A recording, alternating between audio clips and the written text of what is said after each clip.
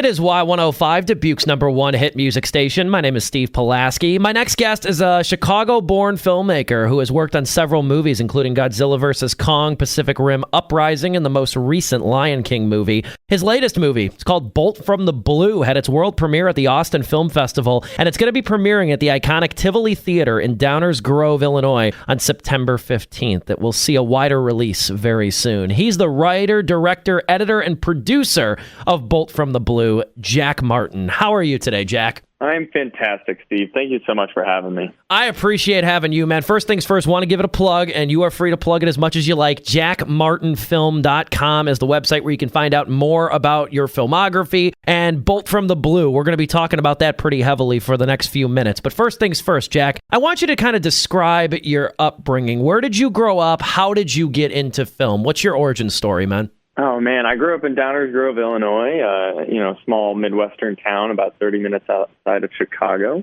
And ironically, my parents, my dad was a lawyer, my mom was an accountant. So a lot of people are like, how the hell did you end up in film? And I actually have two older brothers. I'm the youngest of three boys, it made for quite a wild household growing up. We all three ended up in the film industry, which is kind of crazy. I think it stems from my oldest brother, Kevin, who's the lead of my movie, Bolt from the Blue. He's about 6 years older than me. And when we were kids, any excuse to pick up a camera, run around our backyard and come up with a story, we were looking for it. You know, this is a time before social media. So sure, we had video games, but we wanted to get outside as often as we could, especially when, we had those warm weather months, because Chicago winters are brutal. And I think for me, my biggest thing with getting into film was I loved the escapism. I loved the heightened drama of it all. I could take what I was personally going through and write it into a story through a different character going through a greater adventure. But just throw the same sort of conflicts and issues at them that I was dealing with in my own life, and try to help them figure out how they were going to solve these issues, how they were going to grow within the story, within my movies, and hopefully in the process of making these movies and telling these stories and throwing these characters through similar journeys, hopefully I would learn a bit or two about what I needed to do, or how I needed to process the struggles that I was facing. And so, yeah, I don't know. I think growing up in the, I don't want to say mundanity of the Midwest, because I also absolutely love the Midwest. And in many ways, I kind of miss a little bit of a quieter lifestyle. But I think when I was a kid, I yearned for adventure. I yearned for something a little bit bigger and crazier than myself. And here we are. What is Bolt from the Blue, your new movie? Again, it's going to premiere at the Tivoli Theatre in your hometown, Downers Grove, on September 15th. What is Bolt from the Blue, Jack, and where did you come up with the idea for this movie?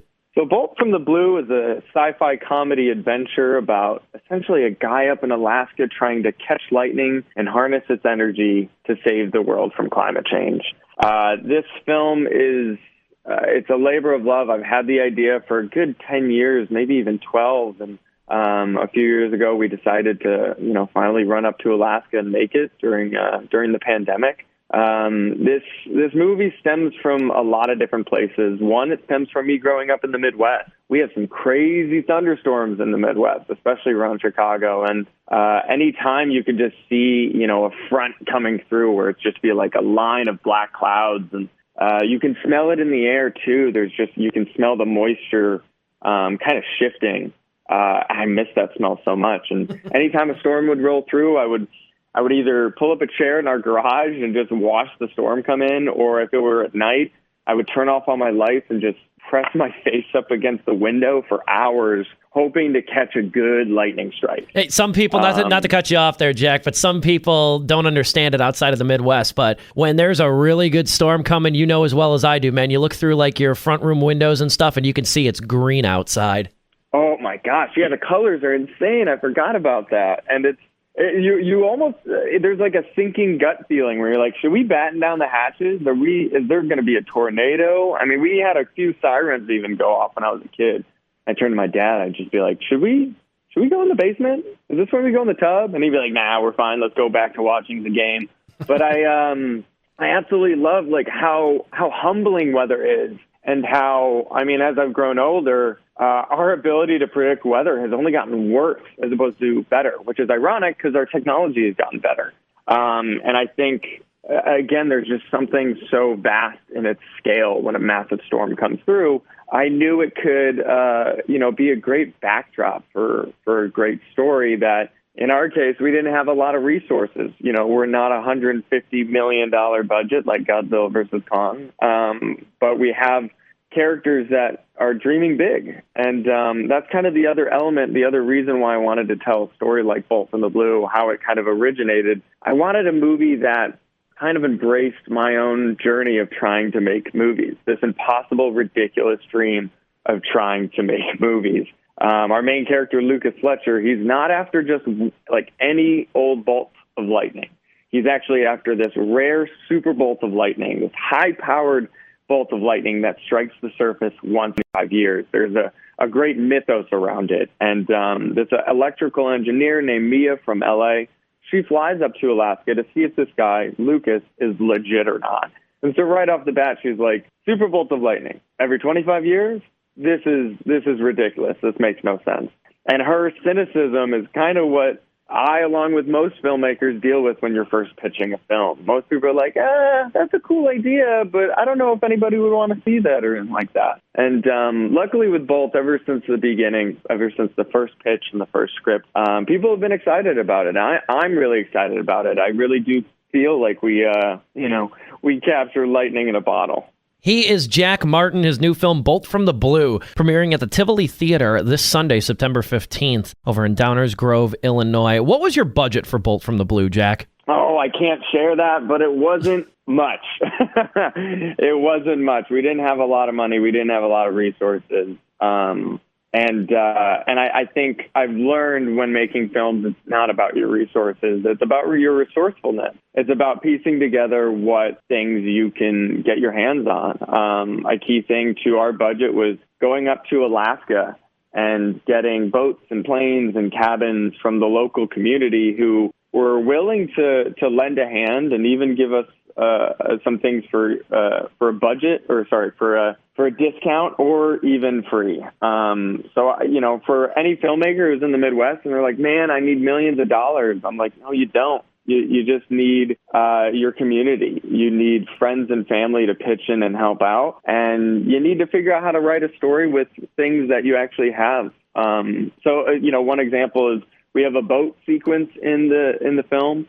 And originally in the script, I think it was like a page or two. And my producer was like, hey, we're getting a boat. We want that production value up. Can you expand that scene? And I think I turned it into a 5 or 6 page scene because of it, which then helped the story immensely. It's a huge pivot point in the entire journey. So beyond the Tivoli premiere of Bolt from the Blue, Jack, I see that there's some dates on your website for other, premieres and things like that. You're kind of shopping this around, kind of almost like a festival style with this movie and such like that. What is the game plan maybe after it completes its run in these independent theaters? Are you looking at wider distribution? Are you looking at like streaming deals? You kind of all over the map? Where are you at? Or where do you think the journey's going to take you? Yeah, so key thing for anybody who can't see the movie in theater, it's going to be available to rent and buy on Amazon Prime on September 27th.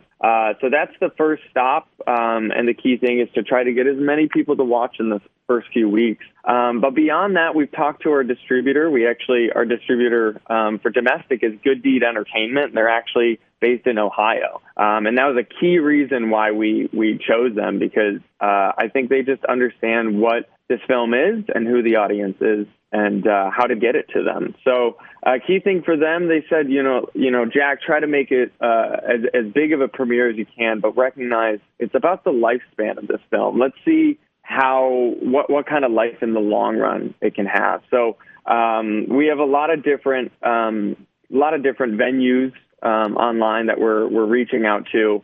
And there's going to be different rollouts. I mean, in the long run, I hope in the next year or so, you can find it on a streaming service, and that's only a matter of time. I think we're also going to be on cruise lines by the end of this year, which I never even thought about. But apparently the cruise lines are really excited. And thinking about my movie, I'm like, oh, yeah, I guess this does make sense to watch on a cruise when you're trying to take it easy, in between events. Because this movie is really, it's supposed to be sort of a beacon of hope in an otherwise kind of stressful world.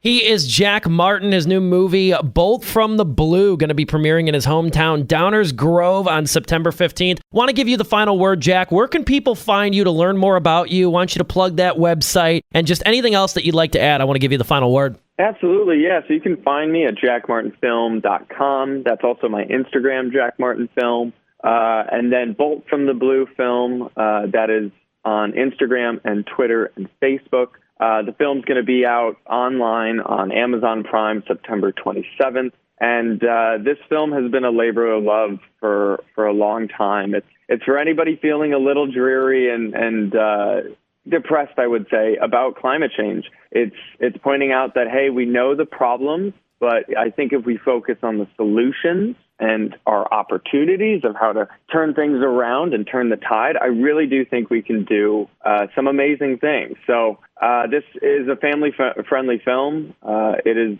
literally chock full of whimsy, humor, and heart for everyone to enjoy. I can't wait to check it out. Jack, I greatly appreciate your time. I wish you nothing but success, not only with your hometown premiere of the movie, but also the long run of the movie, too. And it is impending release over on Amazon Prime. You got a lot to be proud of, man. It's certainly great to make your acquaintance today. I wish you nothing but the best, Jack. Amazing. Thank you so much, Steve.